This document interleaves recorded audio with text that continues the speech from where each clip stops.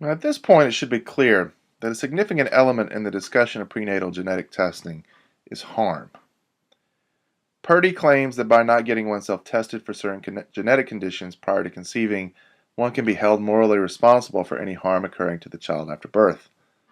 Ash claims that performing selective abortion, after finding that one's fetus has the genetic factors likely to lead to some disability, actually harms individuals living with the disability. When we turn our attention to the article by Ruth Chadwick and Mary Levitt, we see a worry similar to Ash's but arising from different reasons. Before we get into the specifics, however, let me ask you to consider a hypothetical scenario. Imagine that there is a tribe of natives whose religion is built around fog that emanates from a nearby mountain on cool autumnal days. Now, the mountain is not on the tribe's land, but on local government land.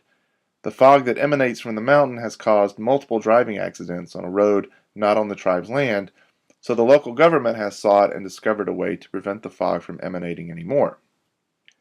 The tribe complains that since the fog is essential to their religion, and their religion is essential to their culture, preventing the fog will destroy their culture. They ask the local government not to institute the fog prevention measures. Now, if you're the liaison between the government and the tribe, what would you think about this case? Is it incumbent on the government not to try out the procedure, since success would mean eventual doom for the tribe? Does the tribe really have a legitimate stake here, since the fog doesn't involve anything on their land? How important is the preservation of the tribe's culture? Important enough to risk the lives of non-tribe members? Keeping that in mind, we can now turn to the primary issue in the article, which is the threat not to the culture of a native tribe, but to the culture of the deaf community. One of the hopes of genetic researchers is that they will be able to identify the chromosomes responsible for 50% of deafness. This knowledge isn't just for knowledge's sake, however. Researchers hope that by doing so, they will be able to help those trying to conceive via IVF methods, in vitro fertilization, to ensure that the fetuses are born with the ability to hear. In other words, the efforts are all in an attempt to reduce the number of babies born with genetic deafness. Not only this, but work is being done to help those who are not born deaf hear again using gene therapy. The end goal then seems to be to reduce, if not eliminate, the possibility of persons being deaf. So our first question to consider is whether all of this research reflects an implicit belief that deafness is necessarily bad, something to be cured or prevented. Secondly, since hearing parents will make most of the decisions regarding the pursuit of such genetic advances, we should ask whether they are really the most appropriate ones to decide when they themselves are not deaf. And finally, we should ask whether a widespread phenomenon of pursuing these methods would harm the community of deaf people at large. So the first question, is deafness something to be cured? The authors claim that many deaf people think that it's not their deafness that is their main problem, but the way society treats them. We can see that these people hold the social model of disability rather than the medical model. If this is the case, then identifying the genetic markers of deafness would be less important than finding ways to make the world more easily navigable for the deaf. Second, should hearing parents decide whether their children get the therapy or the embryos be without the chromosomes for deafness?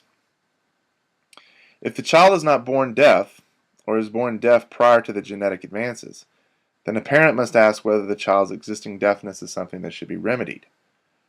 If the parent is trying to decide whether the embryo he or she implants has the chromosomes for deafness, then most of the decision has to do with the future. But here's the difficulty. Most hearing parents are quite ignorant about life as a deaf person. The authors cite a study in which hearing parents were asked to judge how likely they would have been prior to conceiving their deaf child to implant a hearing embryo or terminate, and again, after having some hindsight, how likely they would be to do so. The numbers, interestingly, show that the parents were far more likely to choose a hearing child or abort the pregnancy prior to learning what it's like to have a deaf child than they were after their experiences. The real worry here then is that those people who are thought to be the most appropriate ones to decide might not have the necessary knowledge to make an informed decision. Third, what effect does this new practice have on the existing deaf community? The authors say that the discussion of this issue has profited by a distinction between the condition of being deaf 1 and the culture of the deaf, which is deaf 2. Now, the first thing we might ask is whether there really is a culture here at all. Communities are not necessarily cultures. A culture exists only if there is a robust structure in place, consisting of things like a unique language, an established history, arts, social hierarchies. The community of Facebook users isn't a culture, not yet anyway, because much of the necessary elements are lacking.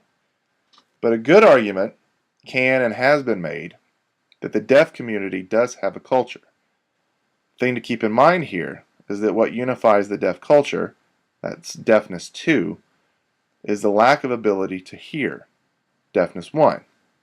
Now, if deafness 1 is eliminated, then deafness 2 presumably would be eliminated eventually as well. So as a parent, one's decisions about whether to pursue genetic research regarding deafness can get really complicated. We've considered the possibilities of preventing deafness, but we haven't yet considered methods used to ensure deafness. If deafness isn't necessarily bad, or if for some people it's good, then in some cases it might be morally permitted to bring about or allow deafness. This would be a harder pill to swallow for those people who might think it's morally permissible not to choose only embryos without the relevant chromosomes, or not to pursue gene therapy for the deaf child. So how do we decide what is morally permissible? The authors provide 3 different approaches to resolving this issue, but leave the issue itself unresolved. The 3 approaches are the child-centered approach, the adult-centered approach, and the community-centered approach. And in this case, the relevant community will be the community of the deaf. So let's look at each of these one at a time. So we have the child-centered approach. The thing to consider in this approach is whether the child is harmed either by being allowed to be born deaf or caused to be born deaf by being allowed to persist as deaf or not being allowed to persist as deaf.